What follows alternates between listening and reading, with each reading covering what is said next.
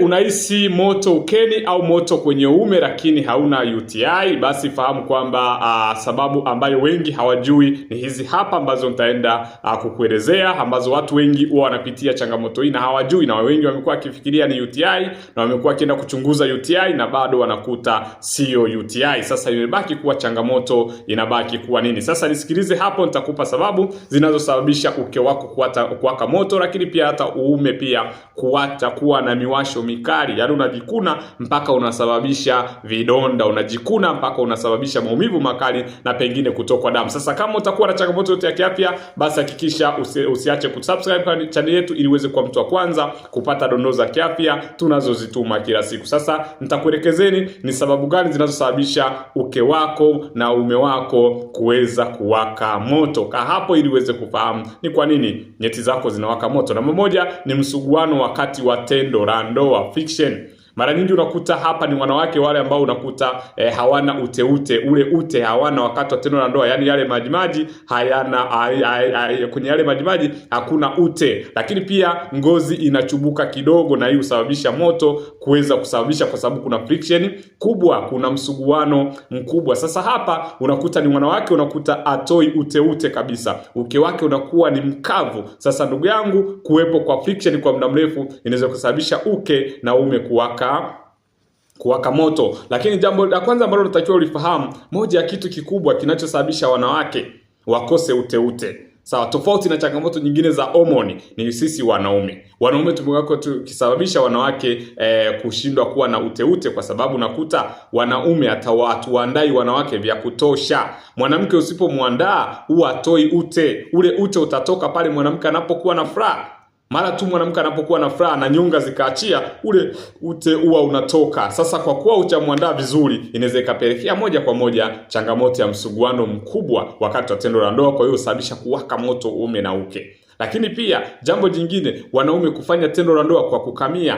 Unapofanya tendo la ndoa kwa kukamia, mwanamke mawazo yake huwa yanahama kwenye furaha na yanahamia kwenye kujilinda. Yaani anaanza kujilinda juu anajilinda juu ya maumivu makali. Sasa mwanamke kitendo cha akili yake kuhama kutoka kwenye furaha na kuhamia kwenye kujilinda, moja kwa moja ute huo unapotea, ute huo unakauka, ndio inasababisha mara nyingi msuguano mkali wakati wa tendo la ndoa. Lakini namba 2, ukavu wa uke, vaginal dryness. Sawa, kukosa ute wa asili. Wanawake wengi hawana ute wa asili, na kinachosababisha wanawake wakose ute, sawa, moja kwa moja ni matumizi ya vitu vingi huko ukeni. Unaweka perfume, unatumia sabuni zisizoeleweka, unaingiza vitu ukeni. Ndugu yangu, unaua afya yako. Unasababisha uke wako kuwa mkavu, kwa sababu pH ya uke inabadilika. Hii ambayo inahusiana pamoja na changamoto za homoni. Kwa hiyo unakosa ute wa asili. Kama ukapati ute wakati wa tendo la ndoa, tumia hata bamia. Chukua bamia, katakata, weka kwenye maji ya uvuguvugu, kunywa yale maji. Fanya hivyo asubuhi, fanya hivyo mchana, fanya hivyo jioni. Lakini pia namba 3 ni mzio, allergy. Watu wengi wana changamoto ya allergy ya sabuni, allergy ya pedi, allergy ya kondom. Unapokuwa unapata miwasho na uke kuwaka moto, fuatilia, nikivaa kitu fulani napata shida hii, nikifuatilia, hiyo inasababishwa na allergy. Unakuta unawashwa plus moto. Allergy inaweza kuwa ya kondom. Lakini 2, hakuna uwash au tunasema hakuna usaa wala harufu, hakuna kabisa. Hapo jua kwamba kuna allergy. Kwa hiyo kemikali ndogo huwa zinaweza kuchoma na kusababisha uke kuweza kuwaka moto na uume kuweza kuwaka moto zaidi. Ni jambo ambalo unatakiwa ulichunguze. Ni jambo unatakiwa ulifanyie kazi, ili uweze kufahamu changamoto gani unayopitia, ili uweze kupata msaada zaidi. Lakini pia namba 4, huwa tunasema ni maambukizi ya fungus, yeast infection. Fungus hapo unawasha sana, muda wote ni hivi tu. Fungus hii inaambatana kutoka ule uchafu mweupe kama maziwa mtindi. Maambukizi ya bakteria haya ni hatari. BV, yeast infection, bakteria unao, na mara nyingi inaambatana na changamoto ya PID, kuwa na maambukizi kwenye via vya uzazi. Hii ndio inaitwa candidiasis. Kama una changamoto ya fungus, basi jua itakupelekea changamoto ya miwasho. Unahisi unawaka moto, uke unawaka moto, uume unawaka moto, ni maambukizi ya fungus kwenye sehemu zako za asili. Namba 5, maambukizi ya njia ya mkojo, UTI. Una maambukizi kwenye njia yako ya mkojo, ndio UTI hiyo. Moto wakati wa kukojoa, yaani wakati wa kukojoa ile unakuta uume unawaka moto, uke unawaka moto, kama kuna vitu vinachoma choma, kama kuna misumari.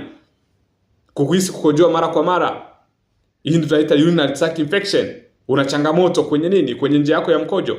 Usipuuze, ni dalili hatari sana. Unapokuwa na changamoto hizo, basi jua una UTI. Sasa sijajua wewe unafikiria ni kitu gani kinachokupelekea kuwasha moto. Kuhisi sehemu zako za siri zinawaka moto. Niambia hapo chini kwenye comment. Lakini usipuuze dalili hizi, usipuuze kama unaambatana na dalili hizi. Namba 1, moto unaongezeka kila siku. Yaani kila siku maumivu yanaongezeka. Shtuka, ni hatari kwa afya yako. Namba 2, kama kuna harufu kali au usaa unatoka. Yaani ule moto unaambatana na harufu kali na usaa unaotoka, basi ndugu yangu inatakiwa uchemke. Inabidi uchangamke, hiyo ni hatari kubwa kwa afya yako. Unapata taarifa kwamba kuna kitu hakiko sawa ndani ya mwili wako. Namba 3, maumivu makali wakati wa kukojoa, wakati wa kuurinate, unapata pain, unapata maumivu makali. Hapa unahitaji uchunguzi wa haraka. Unahitaji uchunguzi wa haraka kwa sababu kuna changamoto kubwa inaendelea na wewe ufahamu.